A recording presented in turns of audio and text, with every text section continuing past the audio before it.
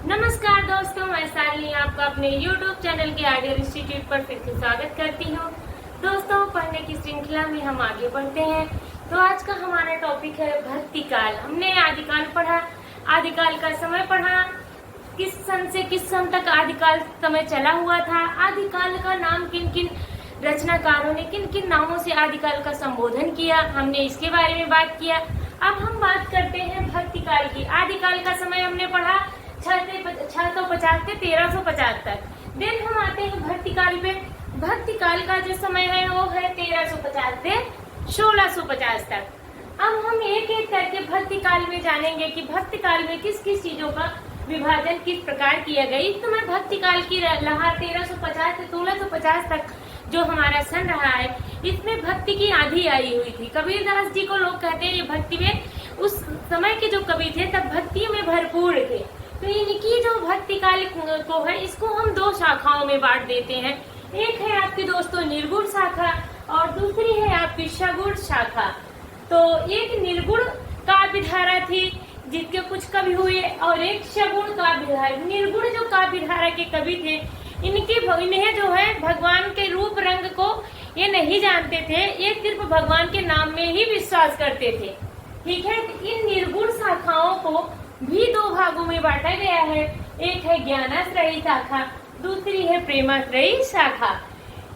जब इसका हम डिटेल पढ़ेंगे दोस्तों, अभी तो हम आपका परिचय इनसे करा रहे हैं, डिटेल में जब पढ़ेंगे तो निर्गुण और सगुण शाखा के बारे में हम आपको अच्छे से बताएंगे। देन अब आता है ज्ञानाश्रयी शाखा। तो ज्ञानाश्रयी जो शाखा है दोस्तों, इसके कुछ महत्वपूर्ण कवि हुए हैं, जिसमें प्रमुख थे कबीरदास जी, गुरु नानक जी, रैदास जी।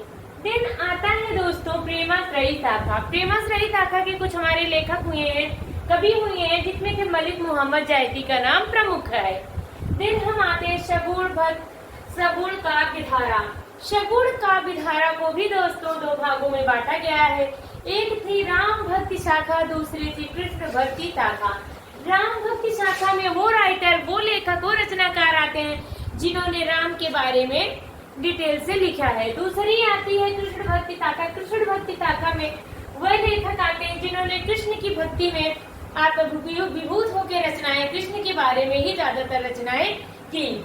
तो इसमें आते हैं सूरदास जी आते हैं, मीराबाई जी आती हैं और रसखान जी आते हैं। नंबर तीसरा विभाजन हमारा जो आता है दोस्तों, वो है रीत काल का। अब भक्ति काल के बाद हमारी शाखा आगे बढ़ती है तो इसका विभाजन होता है रीत काल में।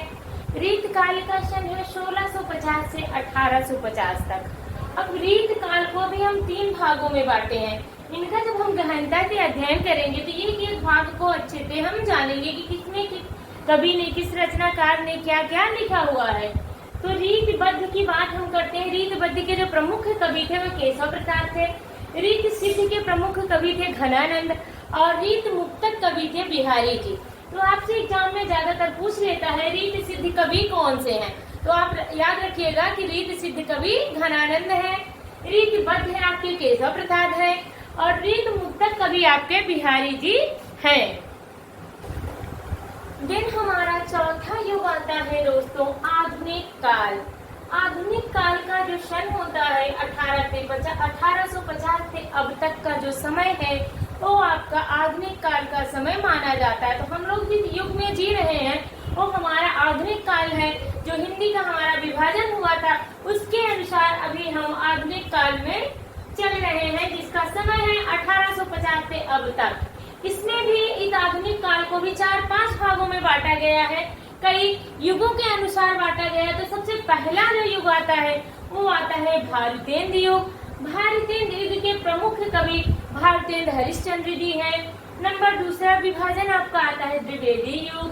द्विवेदी युग के जो प्रमुख कवि हैं, प्रमुख रचनाकार है, प्रमुख लेखक है, उनका नाम है महावीर प्रसाद द्विवेदी जी। नंबर थर्ड पे आता है छायावादी युग। छायावादी युग के प्रमुख कवि हैं सुमित्रानंदन पंत, सूर्यकांत त्रिपाठी निराला, महादेवी वर्मा, जयशंकर प्रसाद। ये सारे कवि आपके छायावादी युग के प्रमुख कवियों में पंत, निराला, वर्मा, प्रसाद जी आते हैं। देन आता है प्रगतिवादी युग। प्रगतिवादी युग के प्रमुख कवि हरिवंश राय बच्चन जी माने जाते हैं, जो अमिताभ बच्चन जी के पिताजी हैं। नंबर 5वां युग आता है प्रयोगवादी युग। इसके प्रमुख कवि लेखककार अज्ञेय जी हैं। सच्चिदानंद हीरानंद वात्स्यायन अज्ञेय इनका पूरा नाम है।